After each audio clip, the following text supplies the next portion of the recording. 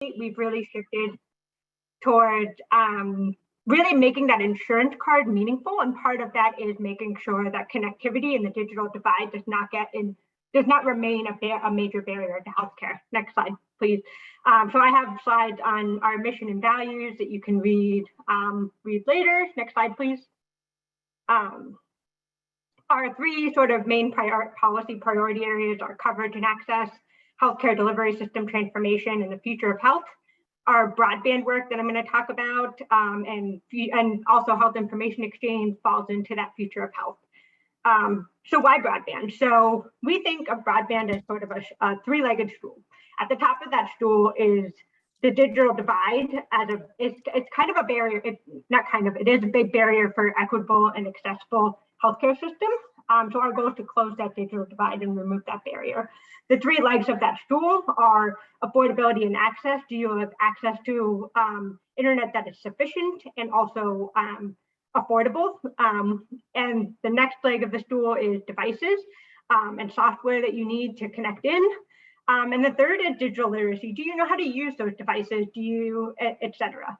And so our sort of use cases for our broadband work include, no surprise, telehealth and virtual care, but also health information exchange, because ultimately we can't exchange data, we can't manage data well, we can't go across sectors without sufficient broadband, both at the provider and systems level and at the consumer level.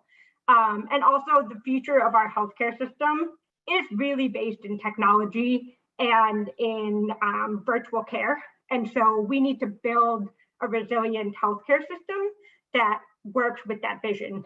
And so addressing broadband is sort of a social determinant or a social driver of health. Next slide, please. So this slide just has a bit of data just to demonstrate that there is a huge connectivity problem in California, and most of the data on here is really talking about the unserved, people who don't have access to any broadband at all.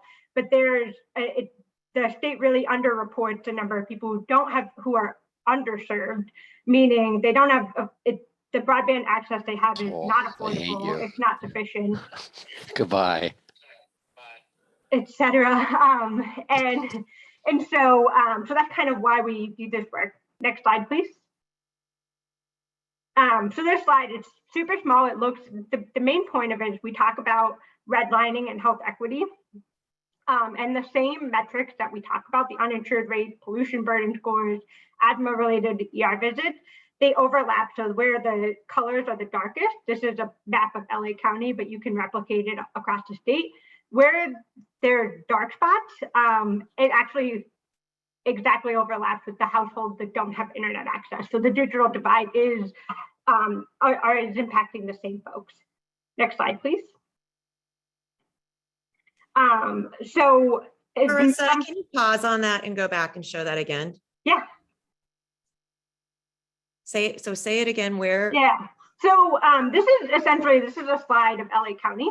And where you see sort of the darker reds and darker oranges in the same place in LA County are, you can overlay data for where uninsured rates are the highest, where pollution burden scores are the highest, asthma-related ER visits, and also those that don't have internet.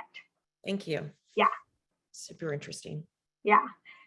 Next slide, please. And so part of why the broadband conversation is so big right now is because the state and the federal government has put a lot of money into it. So last year, the state invested $6 billion in broadband expansion efforts. And a lot of that money is starting to be used and implemented now. So there's a lot of opportunities for folks, especially, and to cut to the chase, the healthcare sector is not engaged, not a part of these conversations that are informing the rulemaking in a lot of these expansion efforts. There's also a lot of money coming down from the federal government in effort to close the digital divide. A lot of these have impacts in equity and go toward community infrastructure. And so there's a lot of opportunity here. Next slide, please. So some of the roles, so I mentioned that healthcare is not really engaged, it's a major voice in the broadband initiatives across the state. Some of the ways in which it's really important that we get more involvement of healthcare at these in these initiatives is because so healthcare is hospitals, healthcare centers, clinics, community-based organizations are actually able to become something called anchor institutions, which are essentially community hubs that are a major part of the state investment for expanding broadband out to communities. So it's a major solution for getting communities connected to affordable, sufficient internet. And then also outreach and education around programs and services, which I'll talk a little bit more about later. Next slide, please. Some of the different ways to engage, and I've included a ton of links here, are at the state level, are with the California Public Utilities Commission. So there's a lot of room for engaging with your regional broadband consortia, which have a lot of representation from education and libraries and the internet service providers. But we've been trying to plug folks into their local regional broadband consortia to make sure that the needs of the healthcare system are met as well.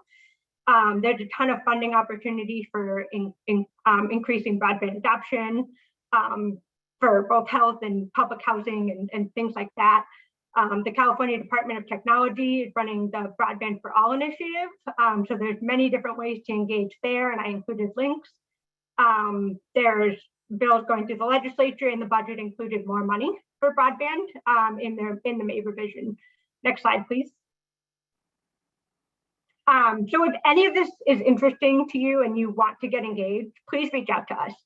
So I have my executive director, Katie Heidorn's email here and my email, and we'll drop it into the chat as well. We're creating both educational opportunities to learn more about what these different moving pieces of the broadband efforts across the state are.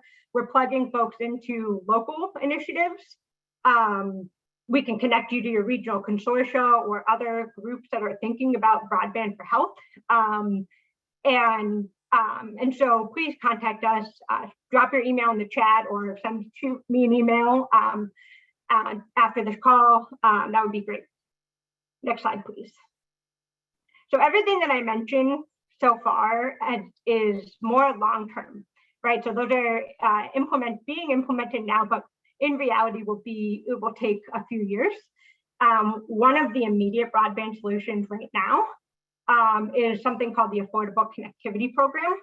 So this was previously called the Emergency Broadband Benefit during COVID, during the beginning of COVID, and has been made permanent for at least 4 to 5 years for a consumer. And it's basically an internet subsidy program.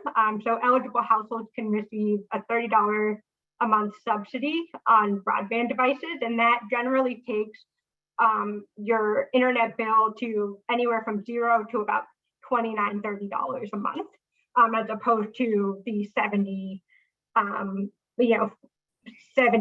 or so. That's the average cost for internet.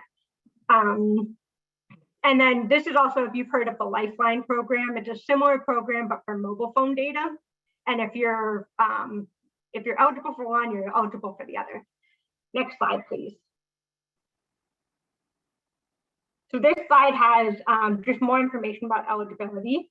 Essentially, anyone who's enrolled in Medi-Cal, eligible for Medi-Cal, the Women, Infant, and Children program, CalFresh, or the Lifeline program I just mentioned, are eligible for the Affordable Connectivity Program. And to put it into context, there is about 6 billion households that are eligible, but only a little over 1 million, 6 million, not 6 billion, only over 1 million, a little over 1 million households are actually enrolled today. And so there's a lot of people who are eligible that maybe don't know that this exists or are having trouble enrolling. And so if you go to the next slide, there's a lot of different resources out there to connect folks. And so I have these slides, I actually have these links on another slide too, but they're really great resources for places to go for technical assistance on applying for ACP, where to get devices, where to find the best internet service provider and the best price for a person. And then also a really wonderful partner of ours, Human IT, who is available across the state, and they do all of it, including digital literacy skills training. Next slide, please. So this is a checklist. So you can use this if you have, if you work directly with consumers or have worked with folks who are direct consumers. This is a checklist of the different, how to prepare to apply. Next slide, please. And ITUP has partnered with an organization called the California Emerging Technology Fund, or CETF, and they have flyers available in at least 5 different languages that you can print out, you can email, you can send through social media, etc., that have step-by-step guides and call centers and links and resources for getting folks enrolled in this program. Next slide, please. These are just sample messages. So if you do work with consumers and you wanted to do some outreach to assist folks in getting involved, there's just some language from the California Emerging Technology Fund that can be leveraged. Next slide, please. And this again is just more resources, a toll-free call center for direct technical assistance, links for social media to link in and get the word out, and then those links that I mentioned before. Next slide, please. Other ways, I mentioned social media. We've heard from folks, particularly health plans or some community clinics where there's events where folks are already enrolling in health insurance, for example, or enrolling in Medi-Cal, and they already have all of the paperwork needed, where they have kind of also brought in ACP enrollment and made it an enrollment event. In the healthcare system, we can leverage promotores and other community health networks for digital navigation and adoption of the ACP program, and then also distributing the flyers that I mentioned. Next slide, please. These are just more broadband resources, some ITUP specific ones and some from our broadband expert partners. Next slide, please. So thank you. Timmy, I don't know how much time we have left, but I just want to say, if any of this, if you need assistance with, if you're interested in getting folks covered with the ACP program, or you have other questions or want to follow up, please email us. We're working across the state and at the local and state level. So we'd love to hear from you and to talk more. I think you're on mute. Thank you so much. I see a couple of hands up, but I just want to say that this is it's been so needed. And as we've done as consultants, we've done a lot of telehealth strategy with many health plans. And we've always looked at, well, what is your lifeline? You know, how does that fit into all this that you're rolling out to consumers? And it's generally done separately and not really managed by the plan. So the call to action for health centers, health systems to be that conduit, I think couldn't be more timely. Jim? Yes, indeed. Thank you very much. I also agree. Outstanding effort. One quick question I had to keep the conversation short. I've pointed out to other folks that I think states have a real challenge in this effort, in this area, and I think you're coming together is a great way to respond to it. But you know, FCC puts out grants for broadband expansion. USDA puts out grants for broadband expansion for economic development. HHS puts out grants for telehealth. And I have only posited this to a few people in Washington. I said, but I think you're giving states a challenge because they essentially have to coordinate amongst multiple agencies with multiple grant applications to get money to fit into a cohesive strategy, which the African National Development Bank Group for their healthcare strategy for 2030 summarizes as saying, virtual care delivery, virtual and in-person only when necessary, and this is how we're going to roll it out as one cohesive plan. Is that a challenge you've tried to address, or just your thoughts on it? Yeah, I mean, I think they're struggling with that, and especially with now we have the state money that's on top of this. But from my experience with engaging at all of these different levels, you know, the health funding is not integrated, and it's yeah, it's difficult to navigate. ITUP is working on creating a resource to kind of I guess demystify and sort out all of these different funding opportunities and who applies, when you apply, you know where to apply, things like that. And so if you have questions, we've been actively working on teasing apart all of these different funding streams and opportunities. So reach out. We can, if you're looking for assistance there, we can also plug you in. And I think and conversely, I'm happy to assist as well and talk about some of that, just to compare notes of what I've seen, particularly internationally. So. Yes, I agree, Mary Sarah, that the systems are not helping get enrolled. It's saying you're not enrolled. And I know my experience with Lifeline is that at the time that it was tied to household, and some households have many households, many families living in the same address. So once one family or one individual had that address, you couldn't apply. So I know they live that way by economic necessity because they can't afford to be individual household. Right. Mm-hmm.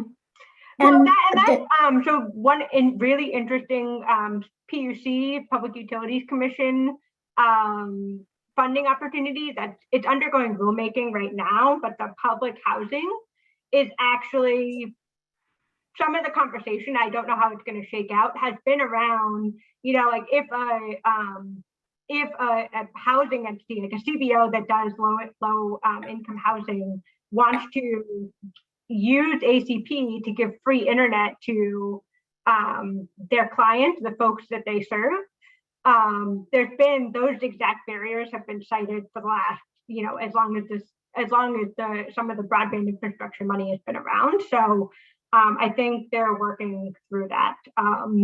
And there's been some talk at the FCC level about addressing some of the household nuances and the barriers there. So I'm hopeful that it's getting better, but those have definitely been cited barriers.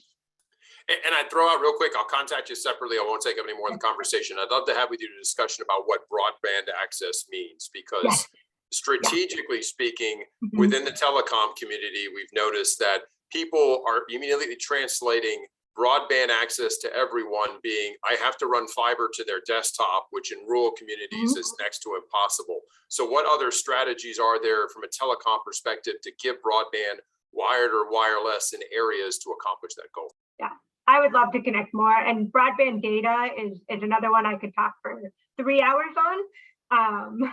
So yeah. So I think a couple of things. One is that we'll be looking for ITUP and others to be able to make sure that we're keeping up to date, especially with the funding that's coming through, and with an eye to developing the systems and the infrastructure required to be able to robust data exchange in the state.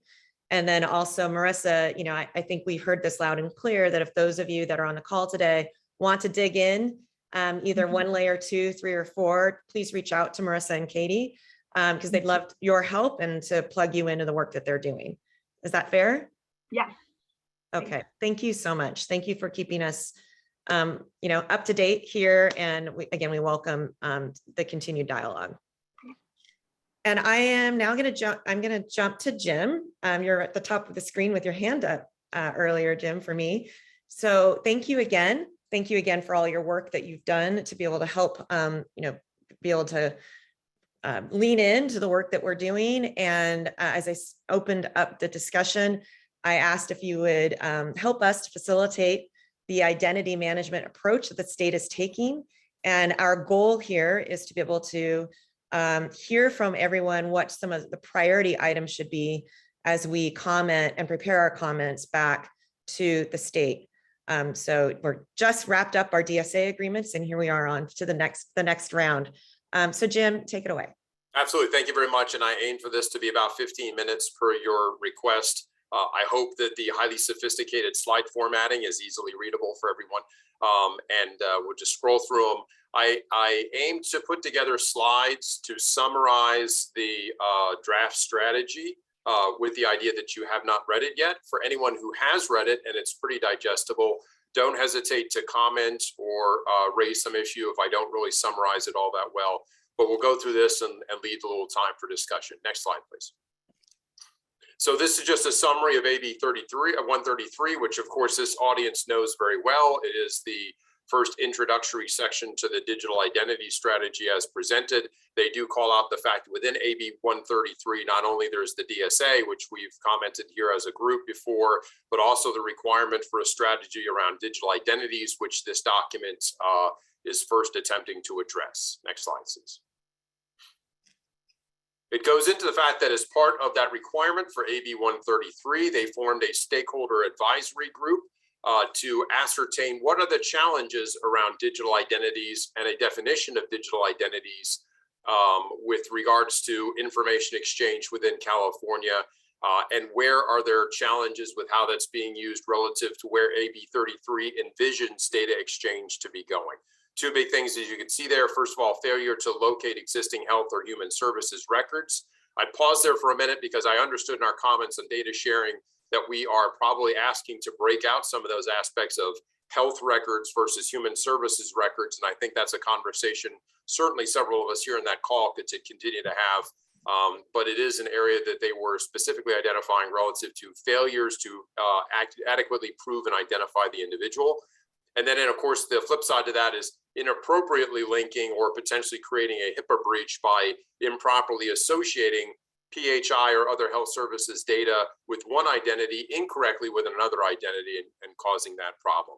So the gap exists in large parts because health and social services organizations fail to agree on what a single identity for that individual is. That's their quotes instead of mine, but I do like the fact that it was in quotes. Next slide, please.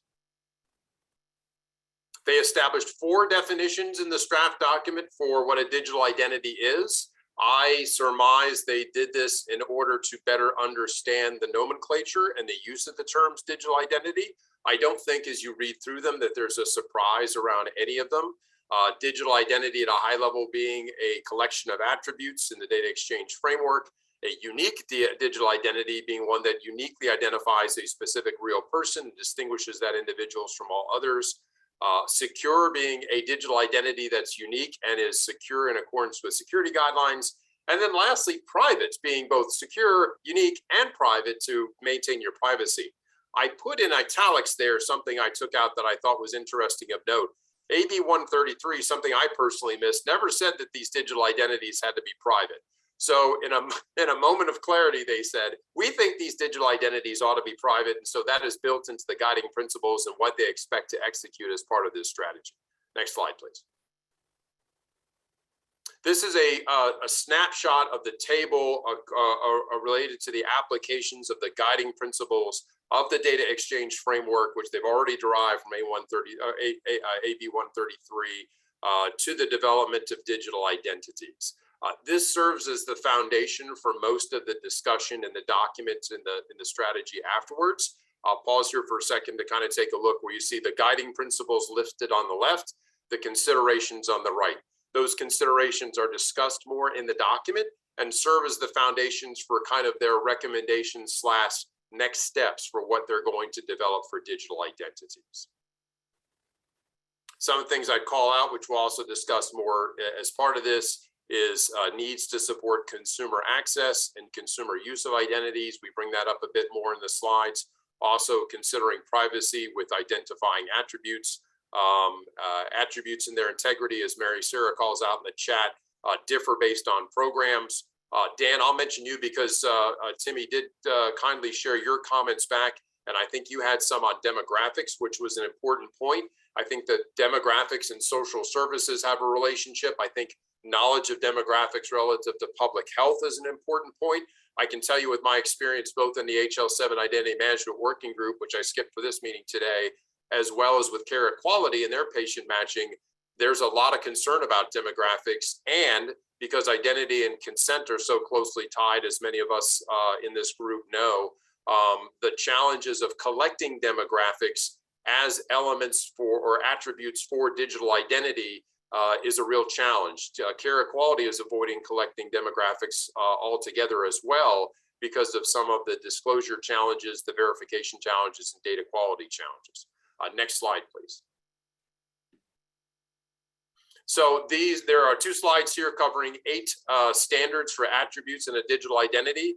The numbering was only applied by me, but was a compilation of where they refer to and discuss these standards for attributes. First is adopting standard formats and data sets for personal demographics specified in US CDI. I'm sure everybody's familiar with that. Adopting other standard formats or data sets other than US CDI, with an example being the US AT project, for those who might be familiar with that ONC initiative. Next 2, I put in italics, excuse me, for further discussion. Develop additional required formats or data sets for use by the framework where gaps in nationally recognized standards exist. This happens to be of personal importance to me just because some of the work we're doing, the Linux Foundation, and through organizations such as ISO, IEEE, W3C, are coming up with some of those new national standards that haven't been used. I'll pause for a second, Claudia, because I see your hand up and I want to give you the chance to interject. Yeah, and we purposely did not participate up till now because we, if there was ever going to be a procurement, might want to engage. So I'm a little bit coming up to speed. Are there use cases that have been, there are 2 potential ways I could imagine this proceeding. One is that the state says, for the purposes of matching across our programs, we want to do stuff. Or they could say, for everyone's goodness, the goodness of everyone's healthcare, we want to do this. I think the second is where they're heading, but those put you in really different places, right? So I'm curious, I don't see any use cases in your slides. In other words, what specific use case problem are we trying to solve? Were those defined as part of their process? Great question. And I don't think it's referenced in any of the slides. They are not specific on use cases. They are also alluding to digital, in my interpretation, alluding to digital identities as safe and private compilations of attributes for the sake of patient matching and information exchange. That's perhaps different than philosophically that concept of this is what an identity is, and we're all going to recognize this form of identity relative to what we're doing under the AB 133 legislation, if that's what you're alluding to. So use cases have not yet been specifically stipulated or articulated in what they've put forward in the strategy. And maybe just one other question before we go on. These 8 are these recommendations? These good question. No, I don't believe that they're particularly strong in articulating what their recommendations are. They do have next steps, which I cover in the next couple of slides. But these was where I pulled out that they were looking at the landscape of existing standards, and they do mention the HL7 working group, care quality, and others, where efforts to define a identity currently exist as standards work, and saying these are standards we're going to look to. These are where we think there are areas for standards to be developed, and we're going to assess gaps where no standards are and potentially promote new ones. Okay, I would just point out that anything that requires that data entry to be better is going to need something well beyond a standard. It's going to need incentives and mandates and policy levers. And so that's an excellent point to include as potential comments in response to this, for sure. Yeah, because the standard does not accomplish the goal, unfortunately, even though we wish it would.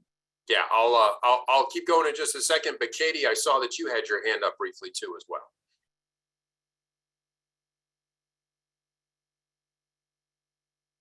Okay. Yeah. Okay. Sorry, Go ahead. I'm trying to find. Go ahead. Sorry about that, Jim. So yeah. So one of the things, there were some use cases that were put out. I'm trying to find that in the documentation right now, that to address some of these, some of the items that you're bringing up. The one thing, and Claudia, good point about that, because the one thing is, I think we have to actually include, sort of create this, like, not the HIE, but like data exchange, the reason why we need exchange data between public health, social services, and also CDA. So really create a use case. And I actually put one together that I was going to run by as Jim to see as a future Because I think we have to really bring this as a whole person across the different agencies and really understand we understand there are different authorizations for different types of data. So by combining the digital identity with a consent registry is the way to go, because then you can actually run these use cases and manage these use cases from that perspective. Because I know that's why I think they're trying to differentiate between being a data exchange standard versus an HIE, because the HIE, as we know, is a statewide HIE is long off, but if we can exchange data between these different agencies, but also with this onset of social service data coming in from CalAIM, we also have the social service data coming in from CDA with CHARM going up, and also we have public health, the ability to react to forest fires through Pulse. I think if we bring all these different type of databases into one use case and how it actually affects all the agencies, I think that's a way that we can actually put forth the argument of a digital identity across the different agencies, plus a consent registry to manage the data authorizations. Yeah, great point. And I think that was a great summary. I threw in the chat. I think you're exactly right. I may very well be off. Page 17 of the document did mention permitted uses, and I think that had some of those use cases in there. So, Bill, your hand is up as well, sir. Sure, thanks, Jim. I'm just trying to put all the pieces together here. There is a document that was published May 26th, the Data Exchange Strategy for Digital Identities. It's out for comment now for the next week or so. Have you taken that into account, or is this based on that document, the stuff you're presenting today? I'm looking at the header on the document that I have just to make sure I'm correct, but yeah, this is the California Cal HHS Data Exchange Framework Strategy for Digital Identities. I think it's one and the same document, sir. Yes, thank you. Yeah, and Bill, that is exactly what we're revving to do, is to be able to get our comments back, and we'll send out draft comments to the group and then make sure that we get those comments in as the coalition. You bet, and I'm working on my comments too. Okay, Great. we'd love to. And as we've been doing this, as you have your comments, share them with us too, so that we can bring that commonality and reinforce the work. This discussion's been excellent. Let me drive through the last remaining slides and be more than happy to go from there. Next 5, limiting the use of digital identities in the data sharing agreement to linking health and social services information. I know, of course, we've had commentary in the data sharing agreements around health and social services information, and I think we'll probably have some comments here relative to their notable goal about limiting the use of digital identities, but also other things we've already said in the data sharing agreements about health and social services information. Requiring organizations to follow the same security, consent, minimum necessary, and audit requirements as those afforded by the data sharing agreement. And they do call out, I think in the next steps, looking at additional recommendations to update and amend the data sharing agreement, notwithstanding the comments we've already submitted. Exploring a statewide person index if funding can be developed and identified, and then explore how to involve consumers in managing their digital identities and accessing their health and social services information. Again, this is in italics because it was of interest to me, and by comparison, this sort of effort is underway on an EU-wide basis for being able to give consumer-centric, consumer-managed identities and using those identities in various capacities for health services, social services, banking services, other consumer services. And there'll probably be some things that we can draft up to include there to take a look at that model as that evolves well. Next slide, please. And then finally, to summarize next steps, which were derived out of I believe, near the last page of the document, continuing to refine the digital identities through the public comment process, which we're in now, ensuring privacy and security provisions for digital identity contained within the strategy are incorporated in the data sharing agreement. And our recommendations on the DSA specifically address some of those challenges around HIPAA, PHI related security, as well as security as it pertains to other government governance models like FERPA and the like. Published the initial version of the strategy by the end of July, which I think is a little quick since they're just putting out for comment now. Creating the data governance process to finalize the attributes for digital identity, incorporating those nationally recognized standards and other standards, revising policies and procedures associated with the DSA to include the attributes, and then lastly, exploring funding and sustainability for a statewide person index, of which I think a statewide person index of itself deserves some comment back and consideration as well, and the shape that would take. I think that is the conclusion. I have the slides and happy to continue the discussion. So Jim, just as we were preparing for today, at the high level, from a coalition standpoint, I think, that the idea of having a whole person, going back to the principles and making sure that we're really meeting the needs of the principals. Are there some big ideas that you think that this group should really make sure that we highlight together? And then of course we can work on that outside of the meeting. Yeah, absolutely. I felt that there wasn't much that, just looking at it from my perspective, that was totally unacceptable. I think it's a matter of degrees of revision and continued update. I think moving to establish a coherent digital identity strategy by California is very noteworthy, because it's something we're not doing at the federal level and seem to refuse to accept to do at the federal level. I think that at the state level, it's critical. If not addressed at a national level. There's no specific reference to a statewide patient identifier or getting into a national patient identifier strategy.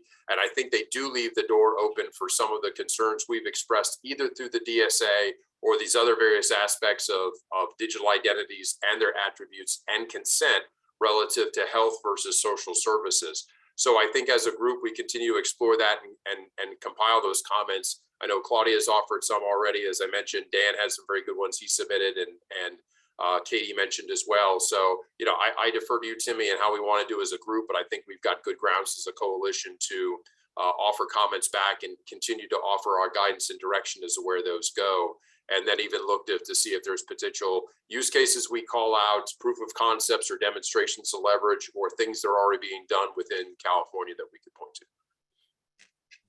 Great. And Claudia? Yeah, it's been I'm wondering if we need a separate discussion. Like, I just have a lot of questions and ideas, but don't think this is we don't have enough time today, but the comments are due Monday.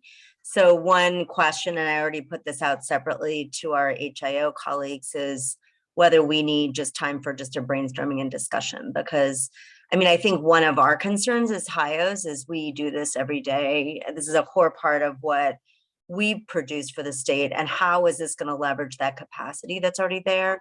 Right. And secondly, I do think the state is planning to do an EMPI based, or not an EMPI service, but a statewide MPI, because based on a lot of conversations I've had, and I think we should really get clear on whether we think that's a good idea or not, and whether that is a good idea, whether that would have to be accompanied by an RLS to be a good idea. So I just think there's a lot so I'd be open to having a discussion separately if others are, before we circulate a document. And I know personally, I'm pretty free tomorrow. I don't know. And maybe we just do that offline, Timmy, if, or some of us could organize separately, if you guys don't want to, coordinate that. No, we'll absolutely facilitate it. So I love the idea. I'm going to take it as an action item right after this call. We will send out to our list.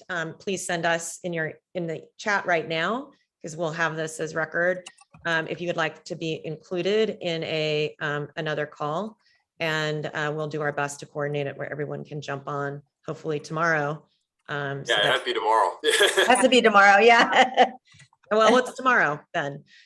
So we'll work on that tomorrow. Send me your availability after this call. I will put in my email in the chat, and we'll get on it. But I think it's super important that we do this. And one thing that we could also ask for is an extension of the timeline of the comments, and I can do that today. But it seems like the turnaround is so darn quick, especially as we were all scrambling to get our DSA comments in last night. The other thing that we also asked RIM at the very beginning is for the coalition to have a listening session where he could join us and hear he could ask 4 or 5 questions, and we could then be able to give him feedback through collectively. So that's something else that we could also offer. All right, so I'm seeing we're in for tomorrow, so we'll go ahead and get that scheduled.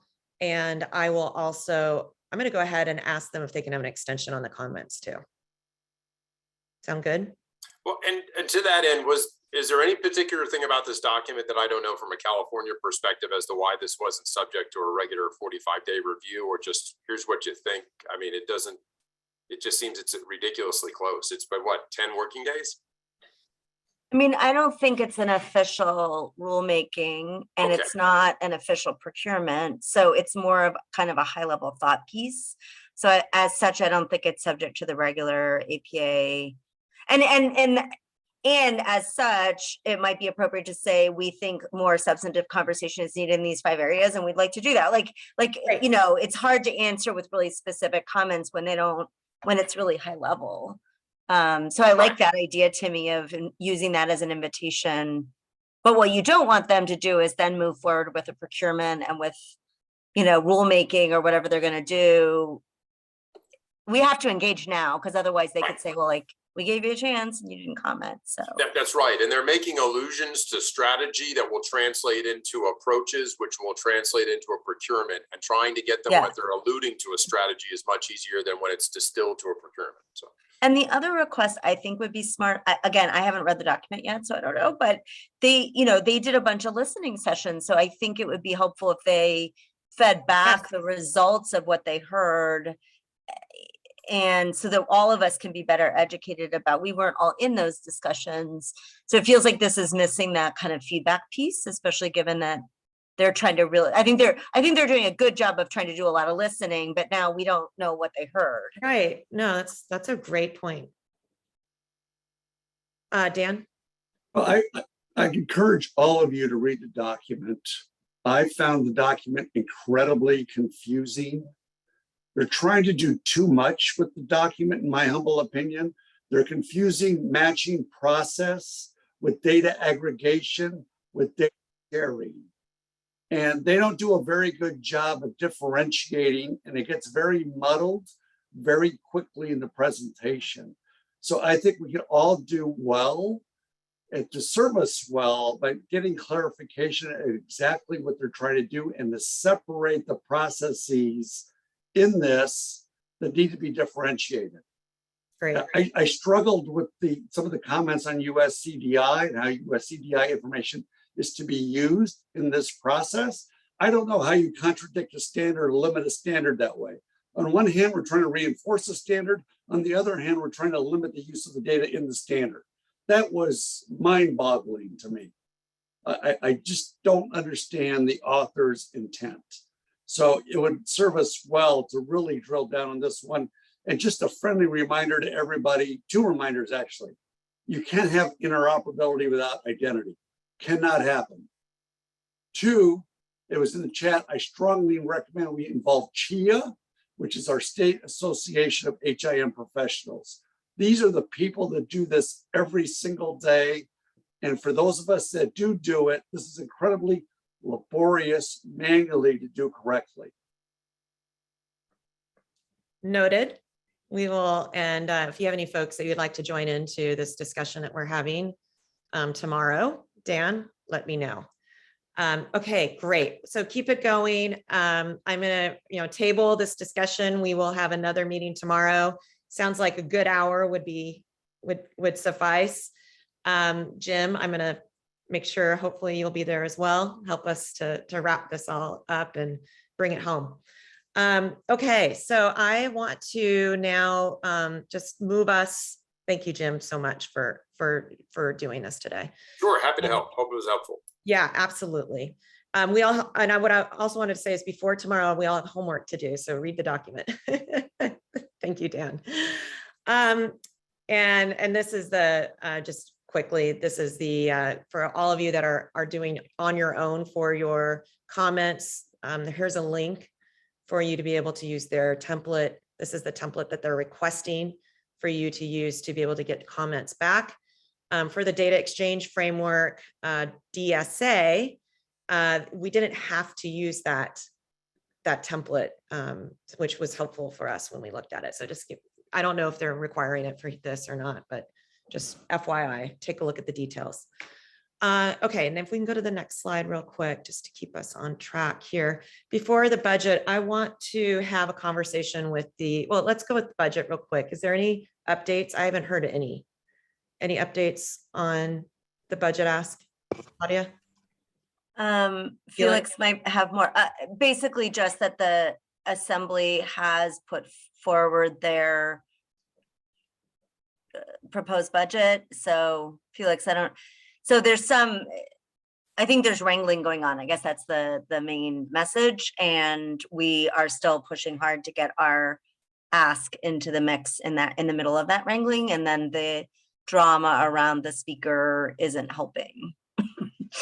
So I don't know, Felix, if you want to dig in more to that. I mean, there's sort of like not much to say because it's, but we're working with our lobbyists to just like try to look at at least from the equity proposal standpoint, to try to look at every angle to make sure that those ideas stay viable during the negotiation.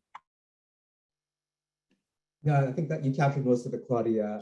Just a clarification, what was announced yesterday is not just the Assembly's vision for the budget. It's actually reflects an agreement between the Speaker and the Senate Pro Tem. So both houses of the legislature have come together and have put together their joint counter proposal, counter offer to the governor's May revise.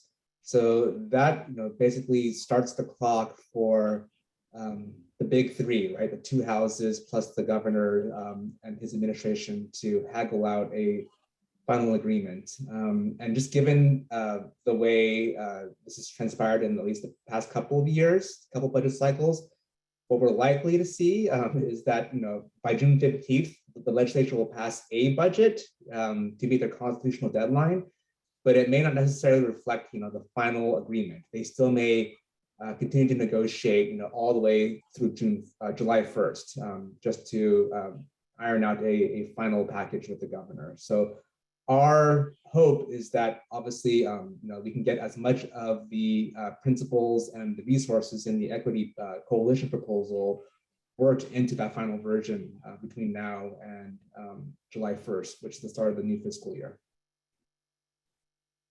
Thank you. And Felix, the question is whether or not that is public. Have you seen it?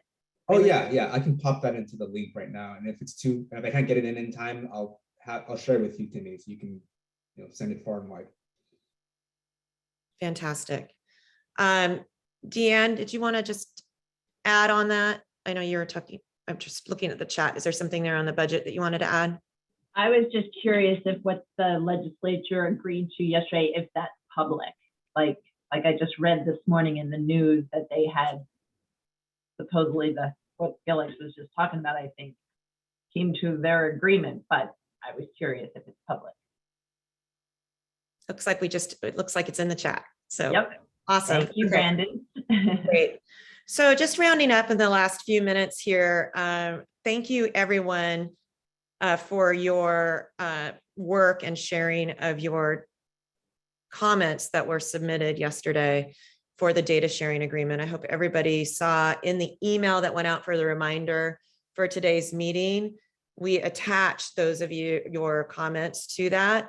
There was a lot of commonality, like I said earlier, around the comments. So hopefully we will really see them, hopefully they'll listen. And I want to thank everybody here today that helped us to be able to garner the coalition's comments. And I'm hopeful that they helped in your analysis as well. I just wanted to open up the field here for any of you who would like to share some of your high points. Tom, I really, really appreciated being able to look at the local initiatives comments. I don't know if you want to comment on that, but it seemed like it was really a lot of the same points that we've been talking about and really articulated well. Yeah, sure. We, as health plans and focused on Medicaid, we have similar perspective, of course. And I think our comments mirror, as you say, a lot of the comments that I've heard in different stakeholder groups. A couple things I'd underscore is we really, really want to recognize the federal standards that exist and that are coming, and to make sure there's really tight alignment with those federal standards. It seems like it's the intent is there, but some of the details are a little off. One example for health plans, if the wording suggests that we have to share all clinical data that we hold. Well, we have a lot of messy, garbagey clinical data that comes in on faxes and so forth. And even under the federal standards, we're not obliged to try to sort through that and share it. So that's just one minor example of a divergence between at least the wording on the federal versus what's proposed. The other thing that I'd highlight, which isn't in the letter per se, but is in the detailed comments we shared on the spreadsheet, love that spreadsheet, is it raises a point about having a prior relationship, sharing data with entities that have a prior relationship with the individual. Well, there are use cases where we would want to, for example, share data about our members with certain agencies or providers where we may not know that there's an existing relationship. There may not be an existing relationship because we think there should be one. So that was something that caught our eye, because in terms of CalAIM and all the things associated with that, we really want to be able to outreach and connect in entities that we think can provide that better whole person care. So otherwise, I think a lot of the comments are things that we're familiar with. But thanks to me. Well, thank you. And I think that just is a lot of testimony to the work that you and the other plans that have been part of the coalition for several months of being able to really coalesce together through the local initiatives. We really appreciate their leadership. So thank you for that. That was really terrific to see that input. And any others that would like to share? Lori, I know that you had some comments as well. Lori Hack, are you still on? We may have lost her. And Claudia, I know you shared yours. Yeah, well, I think just speaking, we also collaborated on the same issues with Kahai, and Dan and Bill are also on the line. I think two of the main issues that we collectively brought forward are, one, the continued need for that HIO infrastructure funding. We're continuing to work on that budget ask, but it's a part of the strategy, because without it, the strategy won't be successful. The second is the urgency to identify the process to qualify HIOs, because if we expect organizations to select a partner now, then they need to know who is qualified. And then third, we continue to be really concerned about the lack of proactive data sharing as part, especially for ADTs and discharge summaries, as part of the overall strategy, since that's so clearly probably the #1 value proposition for HIE in the universe. So there are many other issues, but those are the three. Happy to share our comments. I don't know, Dan and Bill or others from the KHI group, if you have other things to add. Any additions? And those are I think we attached them, Claudia, into the email. So if anybody wants to take a look at them, they should be in the email, but you can always contact me, and I'm happy to do all the connecting and make sure that we're sharing and keeping each other up to date. So thank you again. I think we're at the top of the hour. What an amazing discussion we had, and we'll all be back hopefully tomorrow to dig into our identity management comments. I will highlight for you that our next meeting is on the 16th, and we have a fantastic presentation around New York's ability to pull together amongst all the different regional HIEs and HIOs a dashboard for COVID response. I was really blown away when I learned about it. So I want to bring that to you all. And again, keep ideas flowing to us. You'll see our calendar through June. And then we'll get out to you a new invite. So you'll have I figure out the back end, but we might have to have you register again in order to get the rest of the calendars, or the rest of invites on your calendar for the remainder of the year. For tomorrow's meeting, it'll go out through our email. So we'll use it with our roundup. So we'll send it out, and we'll have you register just like we do now to a Zoom link. So as you registered today, we'll send out a new link for you to register for tomorrow's meeting. And I'll huddle with a few of you who have already said that you want to join, and we'll circle up on what date, what time works for us. Okay. All right. Thanks, everyone. Have a great day. Happy Friday. I know registration, but we have to The do pain it. of it. And we have to do it with this many people. Thank you. Thank you. All right. Take care.